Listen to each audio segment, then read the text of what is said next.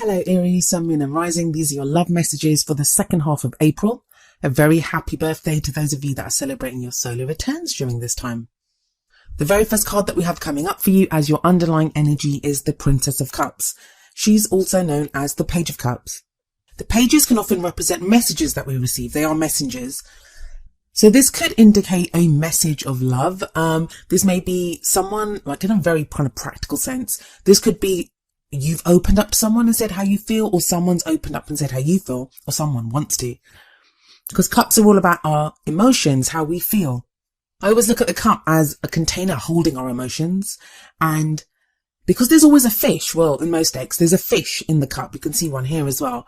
It's like there's something there. There's something like there is a spark of love, or there's something that's growing and that needs nurturing and expression. There's a real sense of newness here, actually. Looking at some of the other cards as well.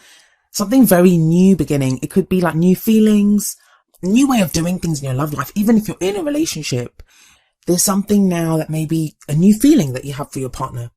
But we'll see how this card plays out with the other cards in the spread. The next card that I have coming up for you at the heart of your reading is the Ace of Wands.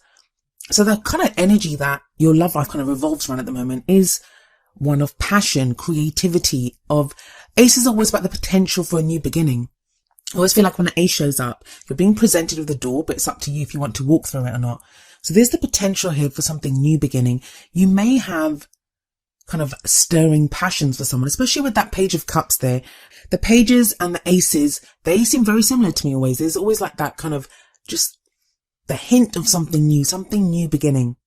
So if the Page of Cups is all about emotions and happiness, something that makes you happy, the Ace of Wands here, there's real kind of passion behind it. Excitement. This is something that excites you. Now this could be feelings, obviously, for someone. You could have like passionate feelings for someone.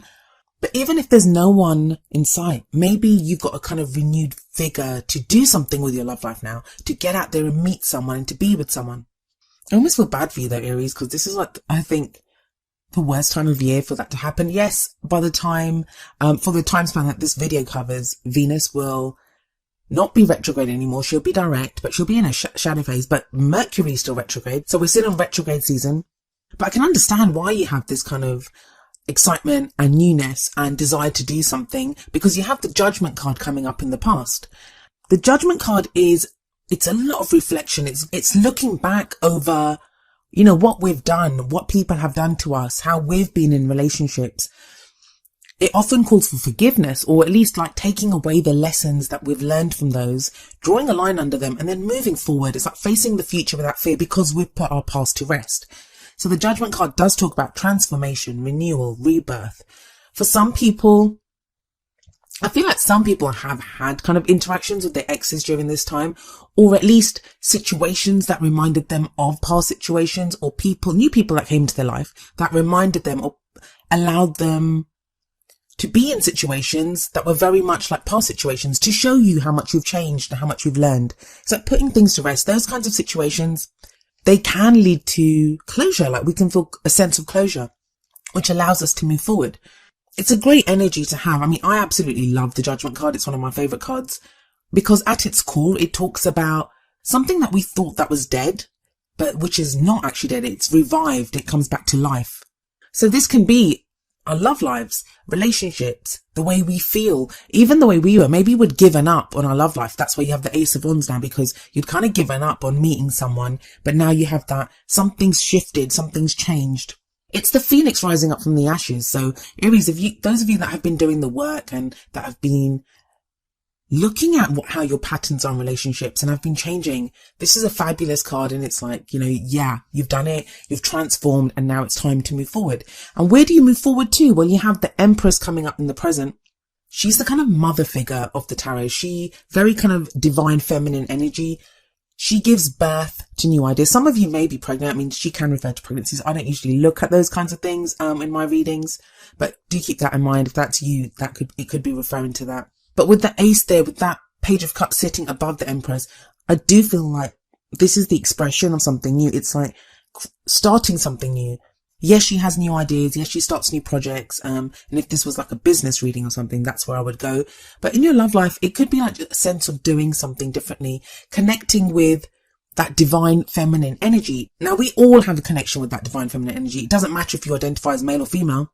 It's the whole yin yang principle. We're made up of both. And as this is a general reading, the energies that I talk about, they can refer to us or to someone that we're dealing with. So her whole thing is that she's very she enjoys the abundance around her. She's very good at creating abundance. So this would be someone that's very good at creating abundance within their love life. I feel like there's a lot of hope at the moment. Like, you can move forward. There's that, that when we start something new, we get that whole sense of, oh, yes, I can do this, or this is going to be amazing, or I want to create something big. It's that whole kind of fine tuning.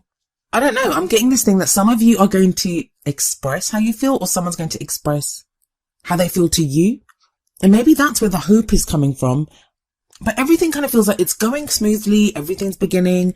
There's this kind of movement and progress towards creating this kind of abundant love life. But then kind of the brakes come on, because we have the Eight of Swords coming up in the future. Now, that's not a bad card. That's not to say everything's going to turn out really bad, but it's that energy of getting stuck, of not being able to move, of, being trapped by our thoughts almost. That doesn't surprise me. We have Mercury retrograde. Mercury is all about communication. So that's what swords are. Swords are about what do we think, what do we believe, and how do we communicate that.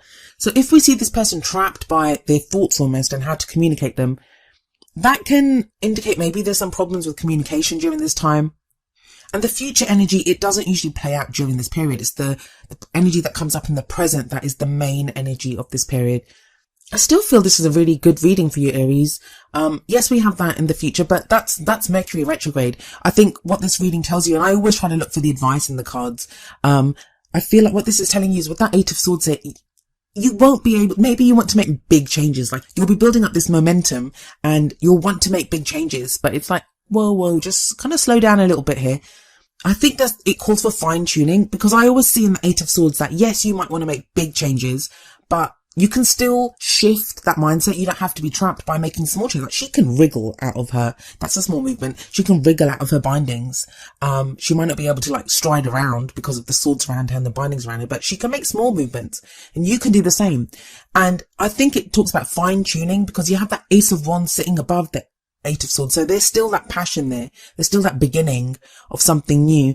And the energy that kind of gets us to the Eight of Swords, or what advice here on how to get what you want, is the Alchemist or the Magician coming up as your crowning energy. I don't feel like it's saying that you're doing anything wrong, or that, there's something that you can shift, because we have Judgment above the Magician. So you've kind of gone through that transformation. I feel like it's just the energies around you at this time. You're not going to be able to move forward as fast as you want to. But there's still little things that you can do. And the Magician's telling you that you have everything that you need at this time. And it's a great card of manifestation. So keep fine tuning. I think your biggest stumbling block here is going to be frustration, that you might get frustrated, that you want to go faster, but you can't. But you have a nice little toolkit here of with the Page of Cups and the Ace of Wands and the Empress, and this kind of time of judgment and this Phoenix rising up from the ashes energy that you're going through. Maybe it speaks about just taking a minute and letting everything kind of absorb. Like I said, we're still in retrograde season, but I do love it. I mean, especially with that Magician at the end. I think you guys got some great manifestation cards last time as well. So you're still in that mode of manifestation. So please be careful about what you're thinking, what you're doing, because you are co-creators and you are creating the future that you guys desire. Well, what advice do we have from your oracle cards? Well, from the romance angels, we have romantic feelings. Your feelings are real and worth exploring. So maybe that's what the Eight of Swords refers to. It's that kind of pause, taking a break, looking at how you feel. And that the romantic feelings, they're very much conveyed in that Page of Cups energy, that Princess of Cups. That's very much that energy, that there's something here, something that is worth exploring.